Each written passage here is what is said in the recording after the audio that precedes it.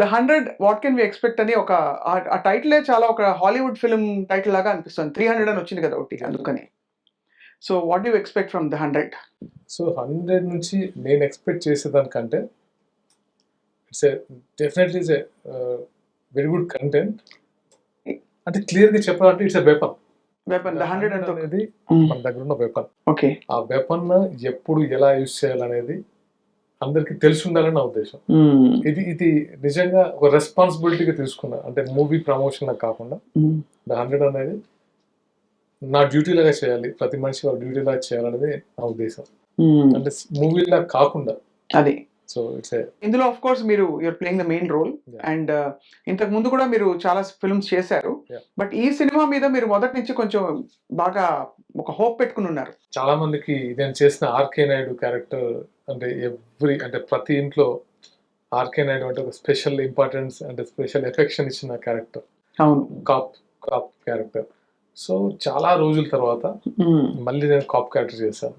ఒక ఆర్కే నాయుడు లాంటి ఒక కాప్ క్యారెక్టర్ చేశాను. అండ్ దాంతోపాటు చాలా నెక్స్ట్ అంటే బిగ్ స్క్రీన్కి వస్తున్నప్పుడు ఎంతో కొంత ఒక స్ట్రాంగ్ పవర్ఫుల్ క్యారెక్టర్తో పాటు ఎంతో కొంత మెసేజ్ ఉండాలి, కంటెంట్ ఉండాలి సొసైటీకి. ఏ రకంగా ఆర్కే నాయుడు అనేది చూపించే ఉద్దేశంతో చేసిన మూవీ. డెఫినెట్గా దీనికి రివ్యూస్ ఎప్పుడు నెగిటివ్గా రావు అని నేను 100% చెప్పాలి.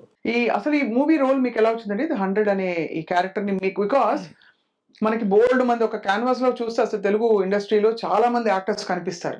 ప్రత్యేకంగా మిమ్మల్ని వరించి వచ్చిన ఈ రోల్ ఎలా కుదురుకుని ఉంటుందో అని ఆలోచిస్తున్నాను.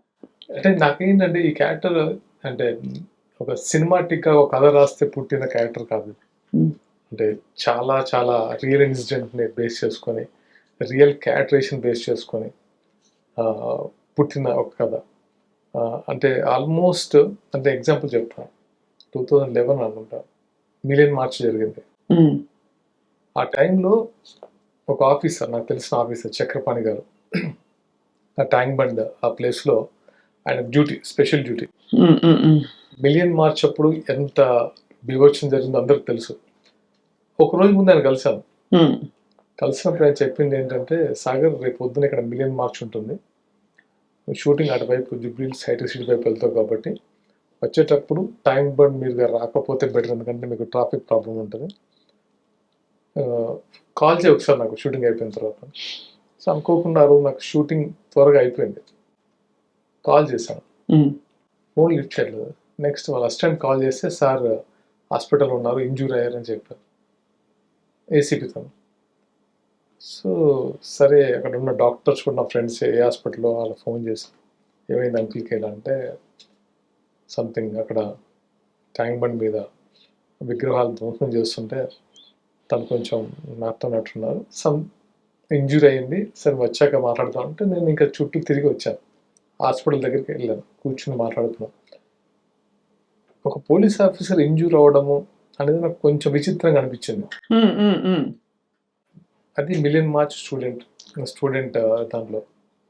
నేను ఆయన అడిగాను, ఆయన జస్ట్ బ్యాండేజ్ అదంతా కట్టుకుంటారు, వెళ్ళేసి అడిగాను ఏంటంటే ప్రాబ్లం ఏంటి, మీరు మిలియన్ మార్చ్ అంటే డెఫినెట్గా సెక్యూరిటీగా వెపన్స్ అవి తీసుకుని వెళ్తారు, చాలామంది మీ చుట్టూ మీ సబార్డినేట్స్ ఉంటారు, కొలీగ్స్ ఉంటారు, ఎలా అంటే లేదు వాళ్ళకు ఒక కాజ్ కోసం చేస్తున్నారు, చాలామంది ఒక మిలియన్ మార్చ్ తెలంగాణ ఉద్యమంలో పాల్గొని కాజ్ కోసం చేస్తున్నారు, డెఫినెట్గా ఏదో ఒక కెలామిటీ జరుగుతుంది అక్కడ, ఎవరు కొంతమంది ధ్వంసం చేస్తారని తెలుసు, అయినా సరే నేను వెపన్ యూజ్ చేయకూడదని లాకర్లో పెట్టెళ్ళాను గన్ నేను. ఎందుకంటే నేను ఒక్కసారి వెపన్ తీస్తే అక్కడ సిచ్యువేషన్ ఇంకోలా టర్న్ అవుద్ది. బట్ ఇవి నేను ఎక్స్పెక్ట్ చేస్తేనే కానీ అంత ధైర్యంగా చెప్పేసరికి నాకు ఈ పోలీస్ కోణం ఇంకొక కోణంలో ఆలోచించడం నాకు స్టార్ట్ చేశాను, ఇలా కూడా ఆలోచిస్తారా అని. సో అలాంటి క్యారెక్టరేషన్ తీసుకొని చేసిన రోల్ ఇది ద 100.